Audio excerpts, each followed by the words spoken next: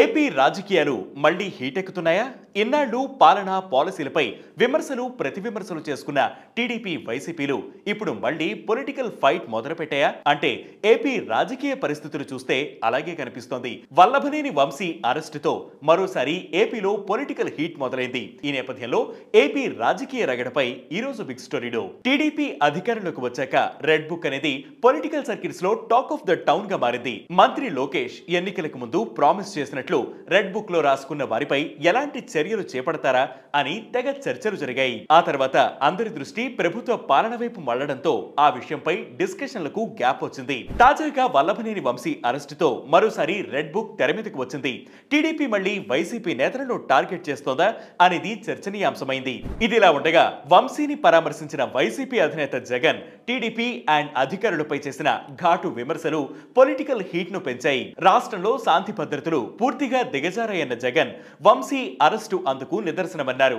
పదే పదే వంశీని రెచ్చగొట్టేలా టీడీపీ నేత పట్టాభి మాట్లాడారని, పట్టాభి రెచ్చగొట్టడం వల్లే టీడీపీ ఆఫీసుపై దాడి జరిగిందన్నారు. అప్పుడు ఆ పార్టీ చేసిన ఫిర్యాదులో వంశీ పేరు ఎక్కడా లేదని, ఇప్పుడు అధికారంలోకి రాగానే కేసు రీఓపెన్ చేసి వంశీకి బెయిల్ రాకుండా నాన్ బెయిలబుల్ గా సెక్షన్లు మార్చారని జగన్ ఫైర్ అయ్యారు. కూటమి ప్రభుత్వం అధికారంలోకి వచ్చినప్పటి నుంచి వంశీని టార్గెట్ చేస్తోందని విమర్శించారు. ఈ సందర్భంగా సీఎం చంద్రబాబు అధికారులపై జగన్ తీవ్ర విమర్శలు చేశారు. తన సామాజిక వర్గం నుంచి ఒకరు ఎదుగుతున్నా బాబు తట్టుకోలేరని, ఆ కులంలో ఆయన వాళ్ల కొడుకు మాత్రమే లీడర్లమని భావిస్తారని, వాళ్లకు అనుకూలంగా లేకపోతే వారిని సమాజం నుంచి వెలివేస్తారని మండిపడ్డారు. అధికారులపై సైతం జగన్ ఫైర్ అయ్యారు. ఏపీలో కూటమి నేతలకు కొందరు పోలీసులు తొత్తులుగా వ్యవహరిస్తున్నారని జగన్ మండిపడ్డారు. పోలీసులు టోపీపై ఉన్న సింహాలకు సెల్యూట్ కొట్టండి, టీడీపీ నేతలకు సెల్యూట్ కొట్టి వారు చెప్పినట్టు చేసి అన్యాయం చేస్తే మాత్రం బాగోదు. రేపు మళ్లీ అధికారంలోకి వస్తాం. అన్యాయం చేసిన ఈ అధికారులు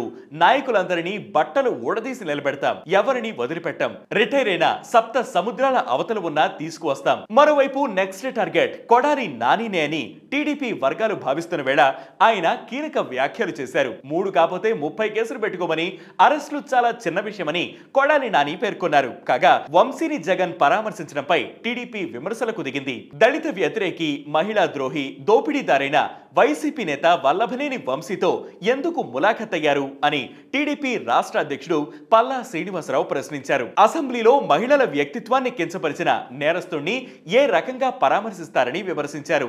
ఇలా మరోసారి ఏపీ పొలిటికల్ సర్కిల్స్ లో హీట్ మొదలైంది.